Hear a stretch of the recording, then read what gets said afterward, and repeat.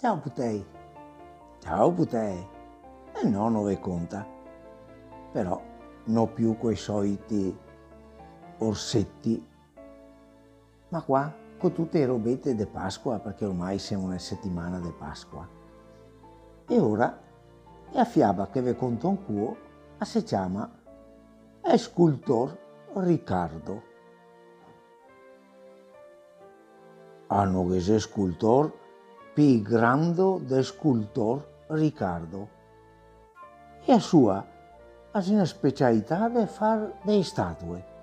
Ciò, ma appena che queste si finite, e salta su del piedistallo e fa una riverenza e va in giro per il mondo per conto proprio. Proprio come Pinocchio, che si è venuto fuori dai mani e falegname Geppetto e si è messo a fargliene di tutti i colori. Per esempio, a Riccardo scolpisce una piegora, una bella piegora, con la lana densa e soffice, sì, per modo di dire, veramente, perché insomma la lana è fatta di marmo e qualche volta anche di crea e qualche volta anche di legno. E chissà se la lana di marmo scalda come quella di lana. Insomma, a Riccardo scolpisce una piegora e appena che la finia, cioè quella si mette a fare grazie tante, signor scultor. E sa dirmi se da ste parti che c'è un piccolo prato con un fiantin di erba fresca, perché sento un certo appetito e mangiare anche i sassi, sa.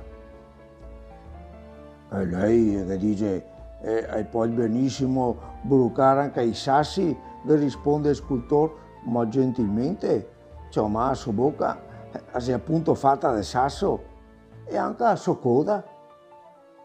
Proverò i sassi, se che fa piacere e che ridisindrio a piegora, ma intanto vorrei proprio un po' di erba fresca, un paio di fogliette di salata magari, e magari anche di ortighette, piuttosto che niente, meglio anche le ortighe.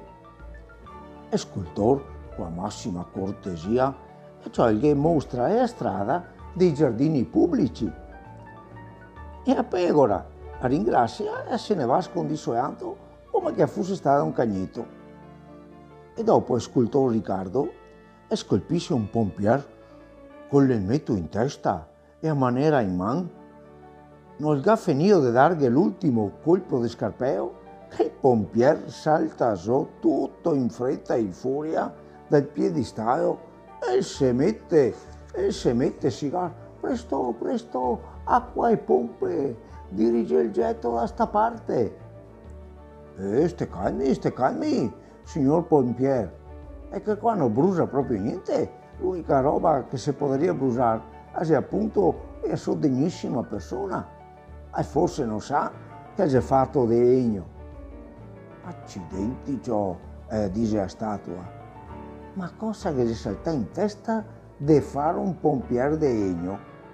Non potrò mai avvicinarmi a un incendio, ciò, se no c'è però fuoco in cammino. Non so cosa farsi, gli risponde sorridendo il scultore. A me non avevo proprio pensato. Comunque, se devo andare a arruolarti nei vigili del fuoco, la caserma è da sta parte qua. E il pompiere si avvia, però scorre la testa di qua e di là, ma proprio di legno doveva farmi. Ma guarda che roba, con tanto marmo e tanto bronzo che sei in giro. No, di legno. È stato del scultore Riccardo e gira tutto il mondo. E ogni tanto torna in Drio anche a trovarlo per raccontargli di avventure che ha vissuto, dove chi andai. Una volta una statua torna in Drio, tutta triste, e si lamenta. Signor Riccardo, ma perché te mi ha fatto qua roba? I putei mi tolto tutti in giro e donne superstiziose e vuol toccarmi perché mi porto fortuna e dice ore. Non ha ancora finito di parlare al povero Gobito che a porta si spalanca e viene fuori una gran statua de bronzo que entra sigando con un vocion forte come un ton. Senta lei, suo scultor di mestivai, o mi aggiusta le gambe o per io è proprio guai. E cosa hanno le vostre gambe? E storte, ecco cosa che ha. Lui mi ha fatto le gambe storte. A che par che mi possa andare intorno a sto mondo con queste gambe? E eccone, c'ho una terza, ma è proprio una processione stamattina. Sta qua si lamenta perché i bracci sono troppo corti rispetto al resto del corpo. E poi arriva un cavallo che si lamenta perché il scultore che ha fatto un occhio suo, una tosata che piange perché Riccardo che ha fatto solo 2 invece che 5. Oh, tutte le persone per ben e ha 5 dei a piangere a tosata e mi perché devo aver solo che 2 dei. Oh cielo, e questo chi sei? Un uomo senza occhi e senza naso, e la sua faccia è tonda e lisa come un uovo. E tutti scambia a me testa per una baia di biliardo o per un birillo e mi mettire il sassae. Ma proprio se non potrei farmi al manco il naso. Non dico le ricce, di cui posso anche fare di manco, ma il naso. Ma che cosa che costa io? Cioè, 2 tocchetti di marmo grandi come dadi per la minestra e mi sono a posto.